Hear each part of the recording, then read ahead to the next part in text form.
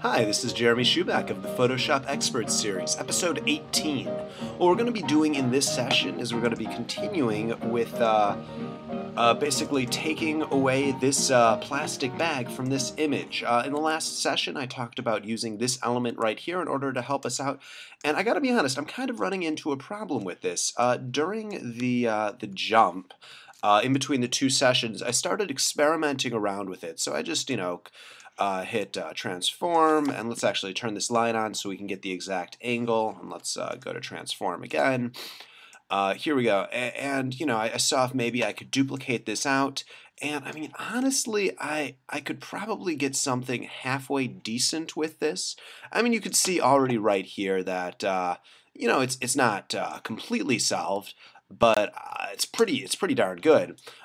But to me, it feels like this is going to look cheap. Maybe it won't. I'm just using the eraser tool right now.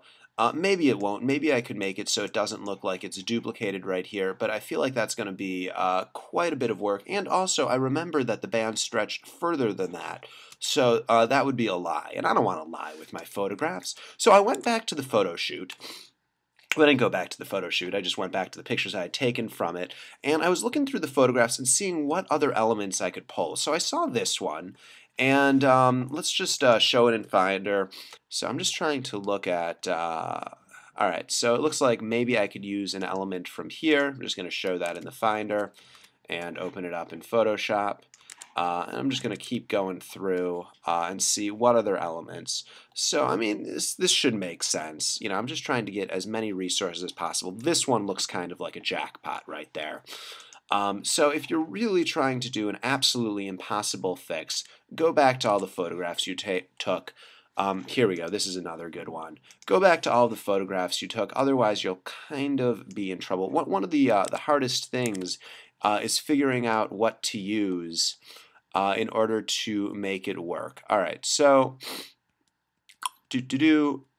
yeah, this one is a little bit blurry. This one's a little bit less blurry. I might have already opened this up. All right, so you can see that I've just collected a bunch of images. Another place that I'll sometime gather images if there's nothing inside of the shoot itself. So I'm going to get out of this because I pulled what I want from that. If there's nothing in the shoot itself, I might go to the Flickr Creative Commons pool and just make sure this looks a little bit blurry, so we're not going to use it. And just make sure to give credit where credit is due. This again also looks blurry, but it also looks pretty good. This one I really like. Let's use this one. All right, so I'm just going to hit the lasso tool, L for the lasso tool. And I'm going to go in and I'm going to grab this right here.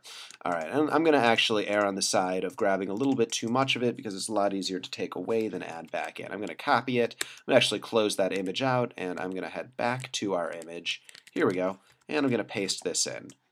All right. So this actually, already right off the bat, I'm liking it more than what we have right here. And that combined with this would, I'm sure, work. But let's just make sure we don't have any even better resources. So I'm going to get out of this. If someone doesn't know how to remove this soda can after this example, maybe I'll do another video out of that. Just leave your requests inside of the comments. And like I said when I was looking through the photos in Lightroom, jackpot. If you don't know Lightroom, by the way, and you're taking photo shoots that deal with, hundreds or even thousands of images, you should either get Lightroom or use Aperture, which is a similar program. Different people swear by different ones, and they're basically designed to deal exactly with that. If there's enough of an interest, either I can point you guys to good resources to learning that, or I can just create a few good resources myself. They're not like they are made to be fairly straightforward to understand. So, it wouldn't be that hard to show exactly what's involved in them. I'm just kind of talking over what I'm doing because you can see what I'm doing. I don't need to explain every little step. Basically, you get it. All right, I'm going to do something which you're really not supposed to do. I'm going to, with the transform tool, increase this in size. And if I was really being careful about it, I'd see if I had a higher resolution of this photo, because I probably do. Although it looks like I'm not going to need to increase it in size too much. which is good. My general rule, and this is really just spitting out arbitrary numbers. I can, assuming it's a good photograph, if I increase it to about, I don't know, 150%, it won't be too noticeable, but it will be noticeable. Like, if you know what you're looking for, you are not getting that, that pixel perfect sharp photograph that you want. And you'll notice with these photographs, they are not pixel perfect sharp photographs, because I was using not a DSLR, but a camera that was the size of an Altoid box, which was perfect for me going on this vacation, because it didn't mean that I was carrying around this absolutely gigantic piece of technology. All right, let's zoom out of that. This is absolutely going to work. I can just look at this here and I'm able to say, yes, this is going to work. So I'm going to group all of these together. Let me just trash. I'm not going to throw them out. Maybe I'll want them in a bit, although when I get to the end of this, I'm sure I will throw them out. And I'm going to also save this, because I know for a fact I haven't saved yet, and that's no good. Like, you should always be saving, especially in a light image like this. Like this, the image size of it, not that big. It's not even 3K. All right, so I'm going to go in. If ever I'm doing anything in this tutorial that isn't clear, that I haven't explained fully, again, just leave a comment. All right, so for instance, right here, I made a selection.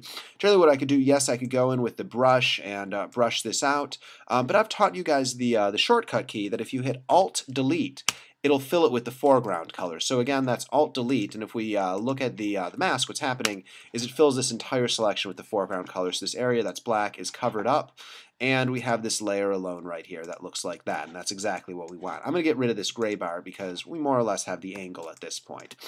All right, so from here on out, it's basically icing. I don't think it's all that complicated. I'm sure you can figure out exactly what I'm going to do next. So for those who understand exactly what happens next, feel free to skip ahead to the next video, where we do some really fun stuff, although I couldn't tell you off the top of my head what it is.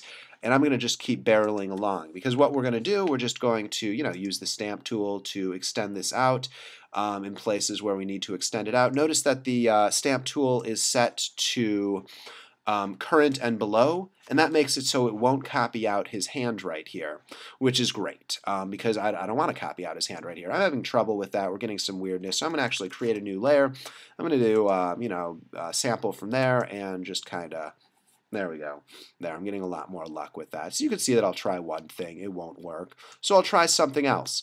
All right, so for over here, normally I like to try first the area that's right next to what we're doing. I might not even use the stamp tool for this. I might just copy and paste, because the stamp tool is just a fancy way to copy and paste, and not even all that fancy.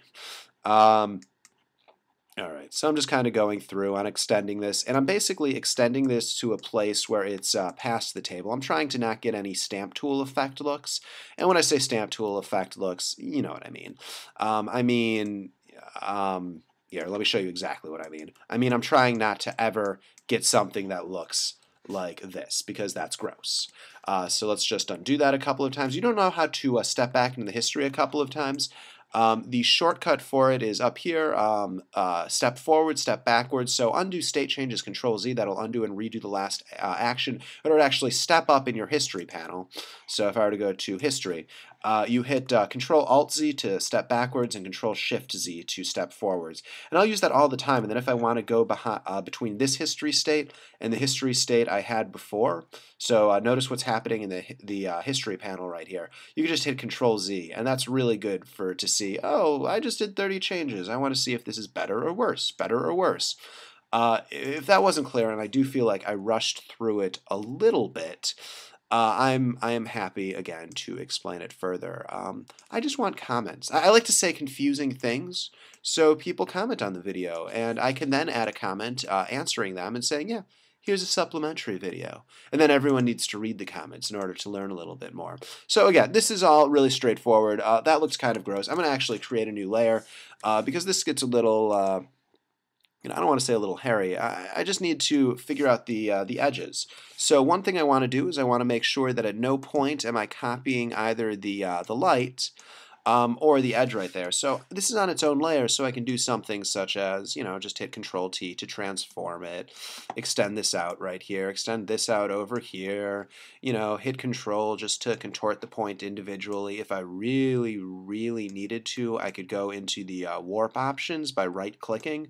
In this case, I don't need to, so that's not necessary. I'm just going to hit the eraser. No need to do a mask for something like this. Hit the eraser, and that's looking pretty good. It's looking pretty good. It's not looking perfect. I am actually going to go in and do the warp. So I'm going to do the warp. I'm going to right-click. I'm going to hit warp, and I'm just going to raise this side up by a little bit, so it's kind of getting a bit of a curve right there. So just it's a subtle difference, but hey, it's all about those subtle differences right there between it looking perfect and it looking, yeah, okay, that's good for a photo composite.